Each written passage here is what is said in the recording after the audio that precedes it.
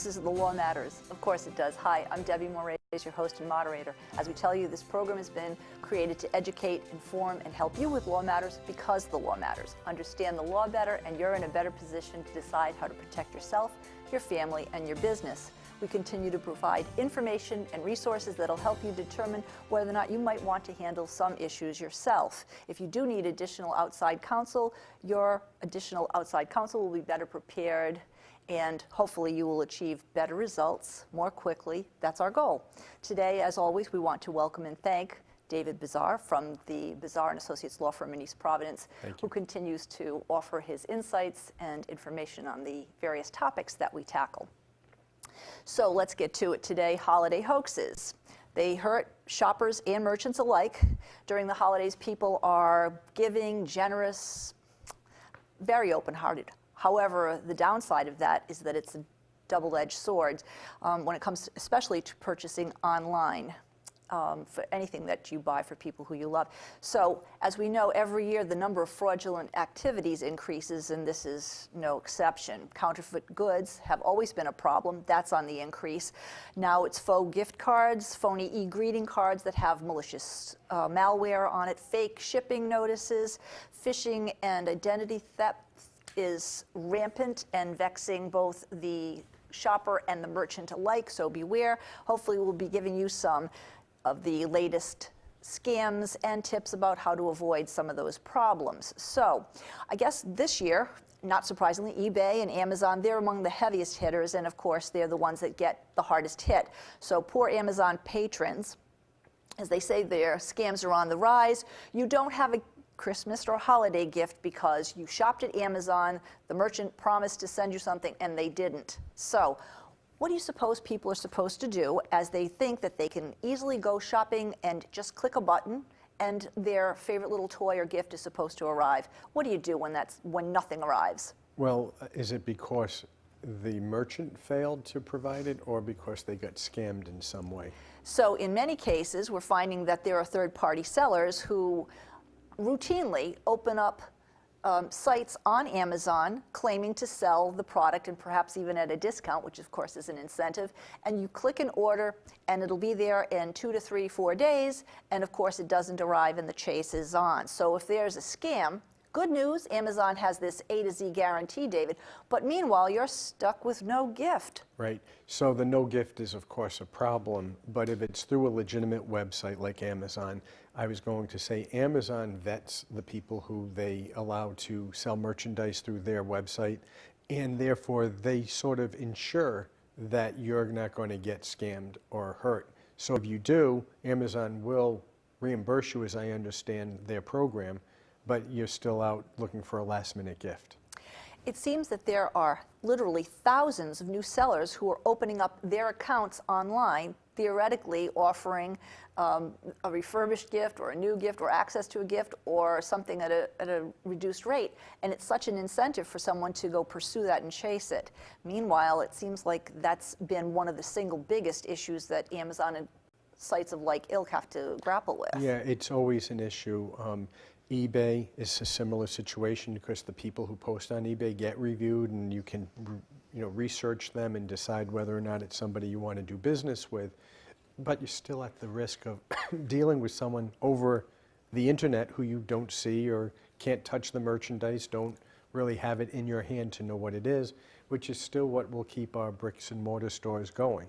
And that's a good thing in many cases. Yes. So when they say that you can often click and check where the thing is being shipped from, not that we don't understand things are manufactured overseas, but some of those biggest scammers are ones that come from like China, and it's very hard, even in Amazon's defense here, it's very hard for them to keep up on every single one and where they're shipping from, so that they might actually be not legitimate, but the onus is on you as a shopper first, even if Amazon is going to make good. Right. Yeah, that's true. And some of what you're also delving into a little bit is merchandise that's what we would call knockoff merchandise, or things that aren't what they say they are, counterfeit stuff. That's an issue. In many cases, you can see something in person and sometimes not even be able to tell easily if something is really Louis Vuitton or knockoff Louis Vuitton. So you've got to be careful. I remember the sidewalks of New York, people would be selling things on blankets in the corners and much cheaper than if you went into the store. And you could tell if you looked very closely that it isn't what it was purported to be.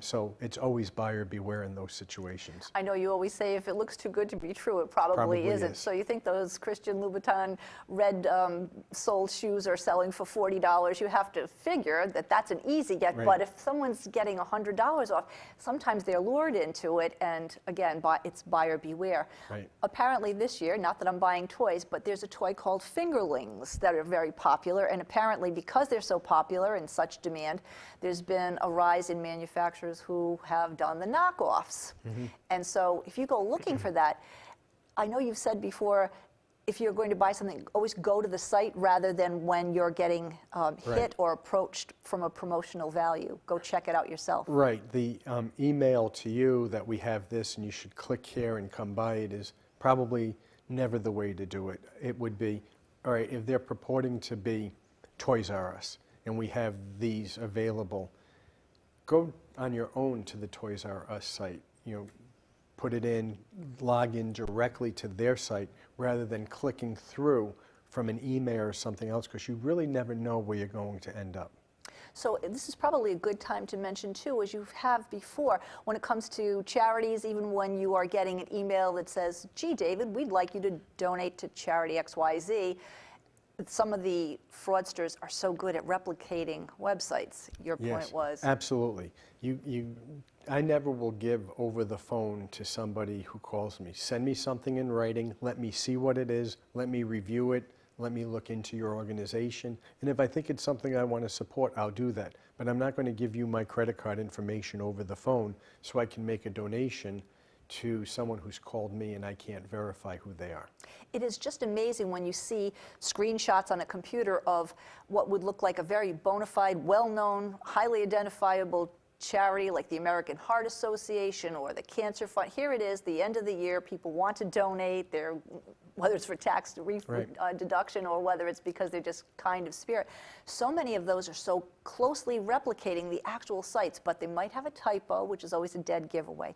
But so many get duped. Yeah, and they will really be able to, many times if it's through email, sort of almost replicate the logo, but it's a little bit off, something's not quite right, and it might say the American Cancer Society, for example, in the website name, but then there's something else off, or it gets diverted to a different place. You always have to be careful. I actually had a story from a friend of mine who got a call from National Grid, or so he was told, and he had a business that was open, and that we're going to turn off your electricity right away if you don't go and get cards from CVS and call us back and give us the information so that we can keep you on. And at first, there's this music in the background and National Grid type of advertisement playing in the background, and it's really like, is this real? I paid my bill. Did I pay my bill? I think I paid my bill. Let me go and get my bill and check it. And if he hadn't done that and he just listened, he could have got caught up in that whole situation. So you've got to be very careful, because it's very easy for someone to create an atmosphere that you think you're dealing with someone and you're really not. And they're very convincing sometimes. But they're not going to call you and tell you that they're turning off your electricity or your phone or whatever it is without you receiving first a letter and saying you're behind, and then a termination notice and a whole series of written material that you would get first. And so what happens is, if you do get caught up on it and you go to the police, they'll do what they can, but really there's probably nothing that they can do, because whoever's called you is probably calling from a burner phone that has no registered owner, no place, no ability to track the person down. So you're going to be out of luck. In fact, from what we understand now, the sheer number of people who are fraudsters makes it impossible to police all of these. So the onus really is, unfortunately, on the consumer to beware. And even if you've purchased at a known retailer and they do legitimately send you emails as follow-up, be careful, because the thing that you thought you bought or you didn't buy, you thought somebody else bought, you click on it, it's a shipping notification, you didn't buy it, your husband didn't buy it, and even the shipping notice takes you off to malware or an account that's been stolen and trouble. You're going to be very careful with all of that. So know who you're dealing with, research it beforehand, and don't click into something that you're not expecting. And even if you are expecting something, check it out before you open it. So if you went to the site, you bought the thing is about to be shipped, I don't know, FedEx is taking it to you, it's one of those, and you get an email that says your notification number or confirmation number is thus and such. Shouldn't you be reluctant to even click on that? Should you rather instead get your own confirmation number and then go to the FedEx site to make sure that that's the right trail? That's exactly right. You can create on UPS or FedEx or whoever you get deliveries from your own account. And so then if you get a tracking number, don't click on it through the email. Take the tracking number, log into your own account, and check to see if it is the correct tracking number and if it's legitimate. And I think we've said, even though there are so many more people shopping online, there are so many people who are having the gifts delivered to their house. What a convenience, and also what a nightmare. So Porch Pirates, is that what they call them? Yes, I believe so. Yeah. So I actually heard something today, which I thought was very interesting. There is a town in Massachusetts, or a city, and the police department are placing packages on porches with a GPS tracking device in them. And the value of what is in the package is more than $250. So if someone steals that, it's a felony. But more importantly, what they're doing is they're tracking it to wherever they take it, and then they're going in and raiding and catching them with many, many more things. So it is at least a little bit of a way to fight back, but of course it doesn't help you if your package is stolen. Sure. And people always like to buy something at a discount. It's always good to get a deal. You always say it seems too good to be true. It is. But many people will go and find these promotional discount coupons on site, and it looks like you might save $5, you might save 15%, and some of them are very legitimate, others are not. And apparently, again, fraudsters have gotten so good at it that it's now become a very big target for thieves or somebody who wants to do you some harm. But not just when you do it in stores, we've talked about before, but actually even online, so you have to be careful of those as well. Right. I think that if you bought something that you don't need and you want to now either return it or have some unused card that you want to sell, there was a time when that was supposed to be considered a fairly legitimate thing to do. You might put it on Craigslist. But even if you are a legitimate person right now, that's become suspect because of all of the scammers that's going on. What do you do about that? I guess maybe you just can't sell like that anymore. Well, you can try. And eBay, of course, is another option. But the point I think I would make is if you buy something from a legitimate retailer, and most of them have policies where you can return an item after, unless you bought it at final sale and they tell you it's final sale and they post it, they're allowed to do that.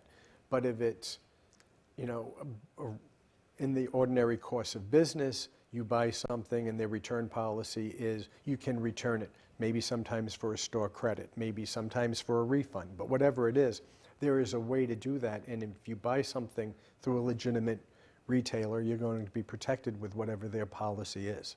I know on countless times, David, you've said, go to the store's policy, you'll see what their guarantee, their return policy is, and it all seems very legitimate, and that makes sense.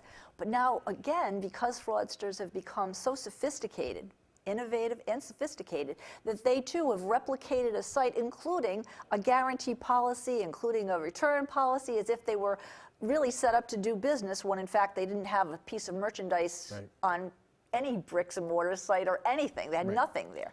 And you're stuck. Yeah, so bricks and mortar, you see it, you feel it, you touch it, you're there. And you have the policy right in front of you. You take it from there, you bring it back there. Online, many of the legitimate online retailers have the same policies. Return it, Shipping is even included sometimes in returning it. If you're not satisfied, it comes back. So if you get to that legitimate website, you will be protected because you'll be dealing with a legitimate online retailer. It's when you Google it sometimes and you go through whatever and you click on the wrong site, and as you say, or you're directed by an email to the wrong site, you have no protection. So you're skeptical, and you're supposed to be these days. Is it really not worth your while to do anything other than just go to the retail store or the retail's website and pay full price? No, I mean, there are legitimate ways of buying things at a discount. And sometimes when you do that, you can even go places and do it, but you look at it, you see it, it's on sale, it's final, so it is what it is, and you're buying that product. So there are ways to go and get discounts. I know that there are sites now called EVILLE, evil. They're absolutely malicious, but there are also websites that are bona fide that you can search for, use as an app that will help monitor prices of things. If you're looking for this fingerling toy, and apart from the fact that, I don't know, maybe Toys R Us or Walmart has it, they'll also monitor for you and let you know that now Target has it. Then you could go to Target's store. Maybe it's at a discount, maybe it's not, but at least you have a better handle on it, or more likely that it's going to be legitimate versus fraudulent. Yeah, and sometimes those hot toys of the year, just buying it at regular retail price is a savings because people go on through sometimes online these automatic programs that can buy and buy and buy. So they buy the whole inventory out and then they bring it and sell it on another site like eBay or wherever, and at a much inflated price. Yes. And other things that are popular, if people aren't as often sending out holiday greeting cards, but there are very legitimate e-greeting card sites, and then there are those that are hacked. So, David, Mary sent you a holiday greeting card.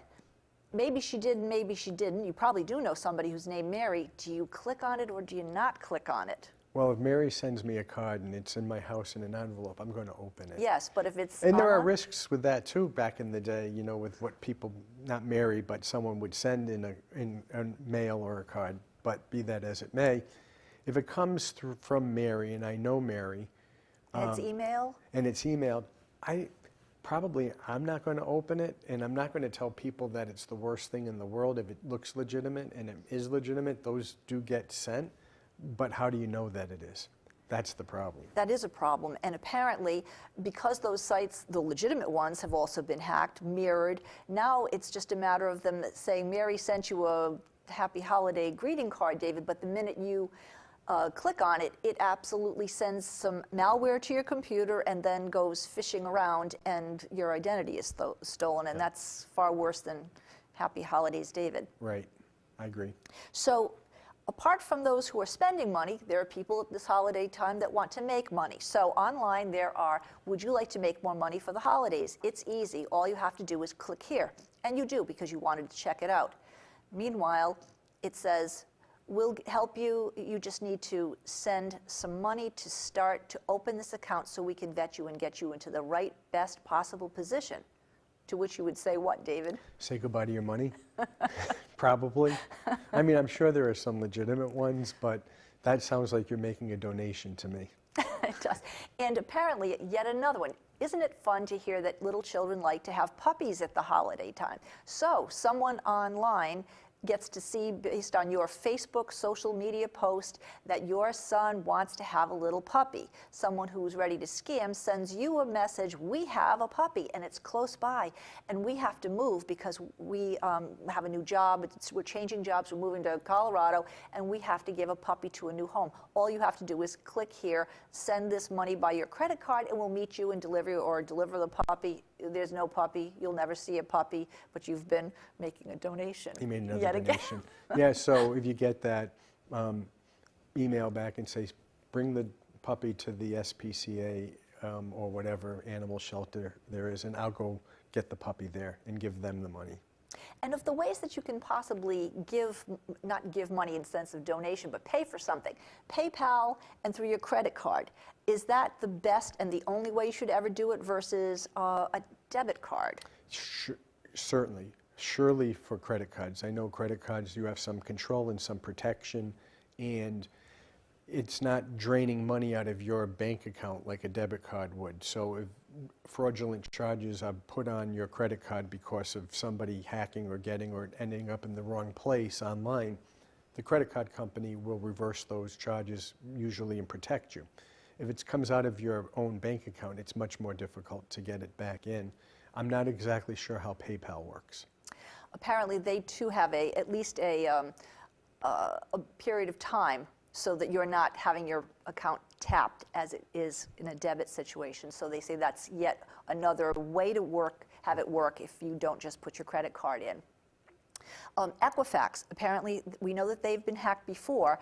That hassle continues, and apparently there are places such as Toys R Us had 40,000 attacks, and Toys R Us decided to put a freeze on the account, but not before many customers ended up ordering whatever toy, putting it on their credit card, and of course now Toys R Us corporate has to chase it down, plus is ending up refunding the customer because they never got to deliver a toy, Right. and the customer's never going to get a toy. Right. And Yeah, the poor retailer. It's a difficult situation for the retailers and anyone who's in that online business too, with whatever hackers and pirates and mirrorers and whatever else is out there.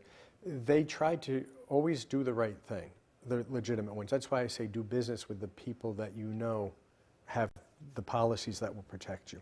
And I guess on the customer's point of view, obviously everyone should check their credit card statement, but with things like this happening in such record numbers now, it's even all the more important that you look at every single line item, Yeah. because you might not have ever gotten the thing, may never Right. get the thing. And especially if you have children, maybe I do, who have cards on your account. And so you want to check sometimes with one of your daughters, did you actually make this charge or is something going on? And they're very good about knowing that. And they get fraud alerts too sometimes, whoever has the sub card on your account, and they'll directly be able to contact American Express or whoever the card issuer is and find out what's going on. And they usually stand by you as the adult if your child did something that they Yeah, should not they do. ought not do. Yep. That's a good thing to know. Well, no, if your they child does something that they you're should still not making- do, then it's you and your child. Right, but if it was a scam, at But if least. it's a scam, they'll protect it. And apparently, as most shoppers are very aware now, the Amazons, the eBays, the iTunes, all the rest of those that are so popular now and make gift giving even easier, they're the ones that are most likely to get scammed. So, of course, we say beware with each and every one of those. With the amount of time that we have left, the other side, we talk about social hosting during this time period. Many people are hosting parties.